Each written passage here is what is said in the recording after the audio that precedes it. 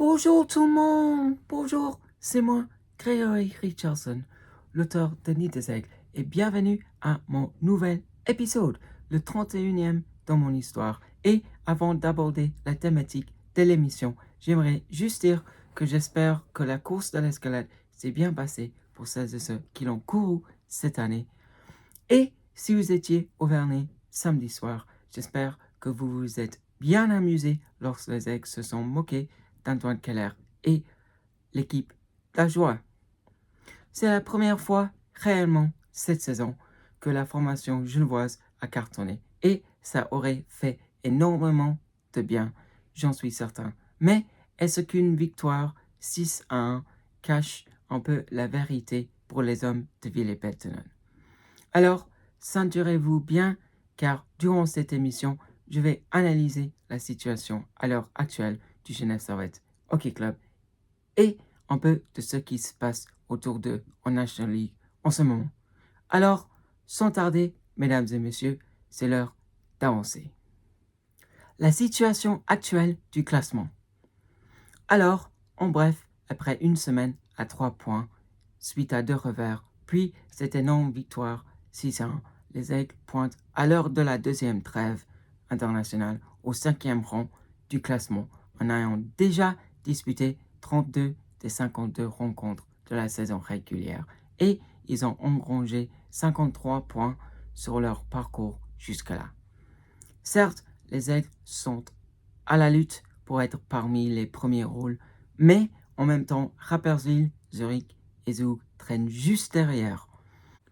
Bien que les Lakers aient joué le même nombre de parties que les Aigles, ce n'est pas le cas pour Zurich et Zug.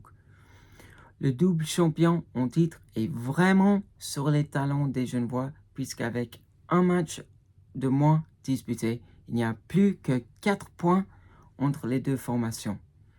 Les Zurichois ont désormais un match à 6 points à négocier contre Lugano lors de la rentrée le 17 décembre. Quant à la formation de Suisse centrale, soit Zug, ils ont 3 matchs supplémentaires à jouer et ils ont cumulé 47 points comparé aux 53 inscrits par Genève. Et il y a toujours le duel du janvier qui sera âprement disputé entre les deux équipes au Vernet le samedi 17 janvier, ce qui coïncide avec l'opération Peluche pour les GSHC et c'est un match qui sera âprement disputé et décisif pour le classement à la fin, j'en suis convaincu. Juste un autre petit mot sur Zug, c'est la seule formation suisse toujours dans la Champions Hockey League suite à un doublé Tartikainen pour Kalpa contre les champions de la saison passée dans le tour précédent. Or, l'ancien portier des Aigles, Antti Ranta, a dégoûté les attaquants zugois le 3 décembre lors de la victoire de Lukko Rauma sur le score de 3-1 dans le match aller des quarts de finale. Les deux formations se retrouveront la semaine prochaine à l'OIM Hall. Est-ce que Ranta peut disputer une deuxième demi-finale consécutive en Europe? Réponse, ici, 8 jours.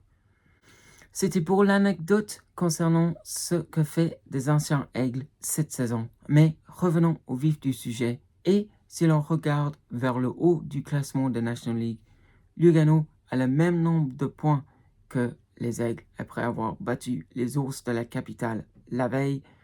Mais, encore une fois, ils ont 2 matchs de plus à négocier d'ici la fin de l'exercice régulier, dont 2 combats contre les Aigles. Et ils se joueront le jeudi 8 janvier au Vernet, puis le samedi 31 janvier dans le Tessin. Même le Lion vaudois, soit Lausanne, qui se situe à la 2e place, a joué 31 matchs et non 32. Et ils ont déjà 6 points de plus que la formation genevoise. Par conséquent, le derby Auvernais le mardi 23 décembre, le dernier match de 2025, sera crucial et je suis persuadé que les points seront plus importants pour Genève que pour Lausanne. Mais en disant cela, la bataille pour le 2e rang entre le Lion Rouge et le dragon devient palpitant quand même. Il faut le souligner. Les statistiques de l'équipe. Gardons le positif pour l'instant, les Aigles sont sur le podium concernant le classement des équipes à domicile. Les Vernets sont redevenus une forteresse cette saison, c'est une certitude, ce qui devrait plaire à celles et ceux qui ont acheté un abonnement pour la saison historique des 120 ans du club. En effet, après avoir évolué 15 fois sous la toile de la patinoire des Vernets depuis le 9 septembre dernier, les Aigles ont cumulé 34 points jusqu'à là. Non seulement ils gagnent, mais ils dominent leurs adversaires. De fait, à domicile, le GSHC a inscrit 57 buts et a encaissé uniquement 30. Donc l'attaque et la défense marchent en tandem nettement mieux au Vernet, ce qui est de bon augure pour la suite, surtout car il y a des matchs cruciaux à disputer par la suite, surtout au début du nouvel an.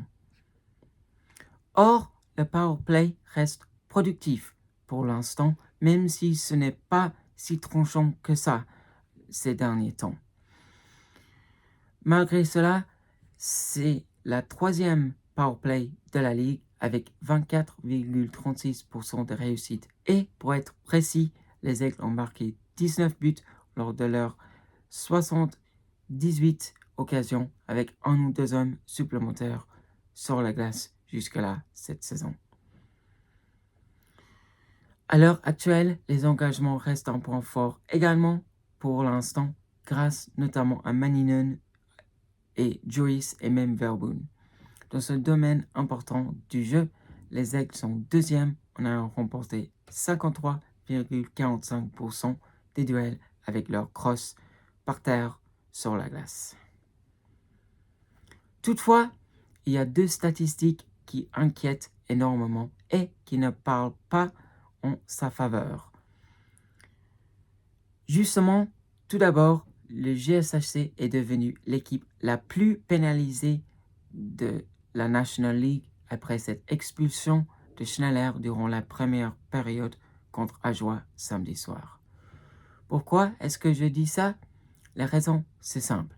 La troupe de Peltonen a désormais pris 361 minutes sur le banc d'infamie ou sous la douche cette saison.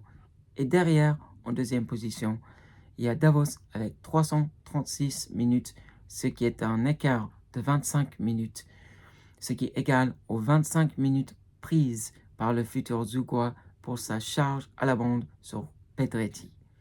C'est frustrant, surtout car derrière, le box-play ne tient pas.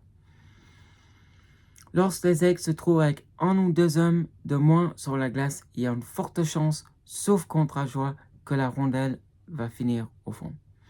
Les joueurs sarratiens tuent quasiment 77% des pénalités reçues, mais sur la longueur d'un match, c'est quasi une garantie que l'adversaire va trouver le chemin des filets durant un match, surtout s'ils ont au moins 4 occasions, ce qui est le cas à présent assez souvent.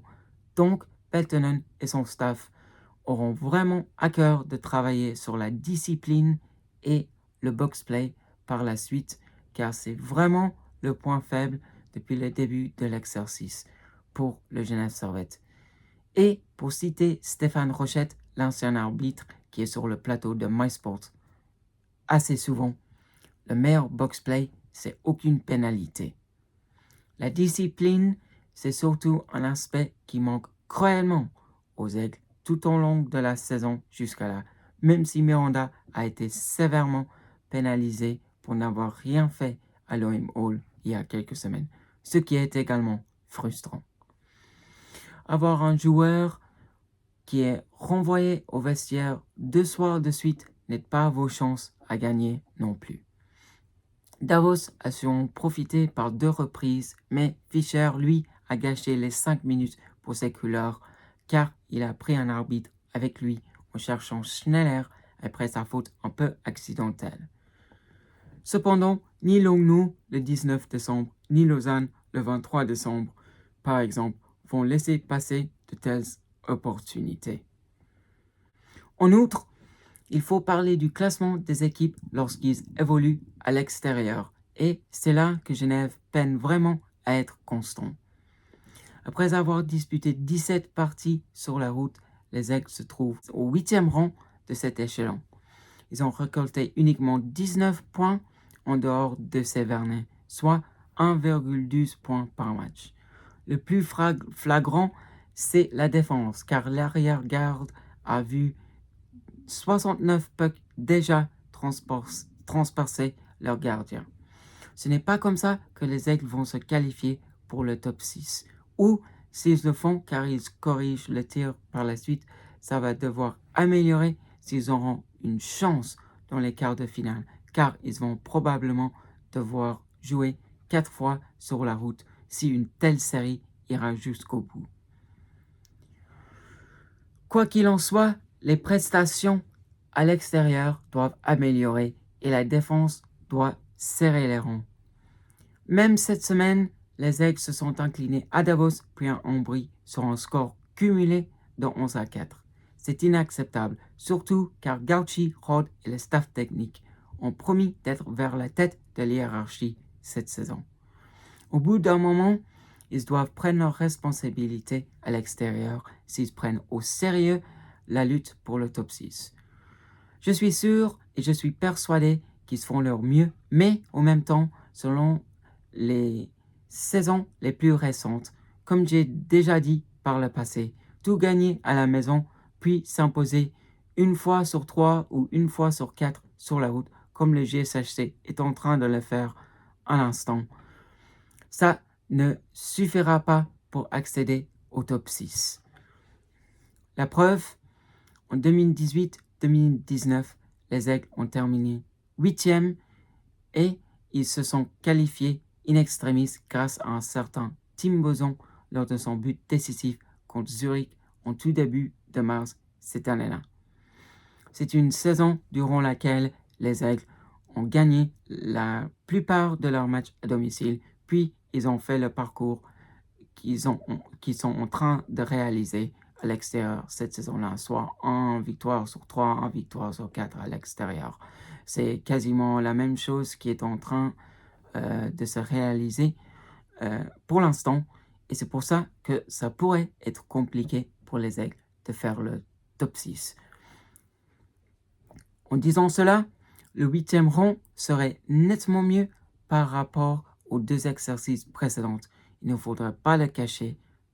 Toutefois, ça ne correspond pas aux attentes du staff ou des joueurs selon tous les entretiens faits avant le lancement de la saison contre Ajoie au Vernet. Et les joueurs doivent être responsables pour ce qu'ils disent à leurs fans quand même.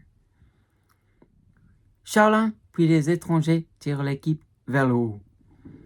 Alors, si Genève reste tout juste à la lutte pour le podium cette saison, c'est notamment grâce à Stéphane Charlin d'abord et à cause d'un Robert Mayer de ses grands jours contre Zurich le 22 novembre. La plupart de l'équipe se doivent de remercier leurs 3 Finlandais et l'Américain Jimmy Vesey à la fois, tous les 4 qui se figurent encore et toujours dans le top 20 meilleurs pointeurs de la première division helvétique. Les 3 Finlandais, quant à eux, restent dans le top 10, et Vesey, quant à lui, a même grimpé quelques rangs grâce à son doublé et son assist contre Ajoie ce week-end. Lui qui était récompensé pour ses efforts en étant voté MVP du match samedi soir et à juste titre. Marcus Granlund porte toujours la casque des Flammes avec ses 30 points, dont 13 buts en 29 matchs, et puis ses 29 points et 8 buts pour Maninen, 28 points et 11 buts pour Puljujärvi et 26 points dont 9 buts pour Vesey, ce dernier qui pointe au 15e rang à la trêve internationale. Je voudrais signaler par contre qu'il y a quelques matchs, je pense que c'était juste avant la rencontre face à Zug, Jimmy Vesey était uniquement à 1 point de Marcus Granlund. Donc, il pourrait devenir le top scorer d'ici la fin de l'exercice. Il a trouvé le chemin des filets plus que Maninen maintenant, il faut le souligner. Et Je dis ça car j'ai entendu ce week-end que Jimmy Vesey est uniquement un gratteur, il n'est pas aussi tranchant offensivement.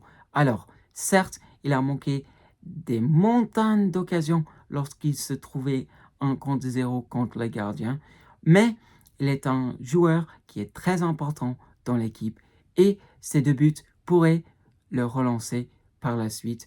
Et on voit en box-play avec Josh Juris sur ses côtés qu'il est vraiment important pour cette équipe.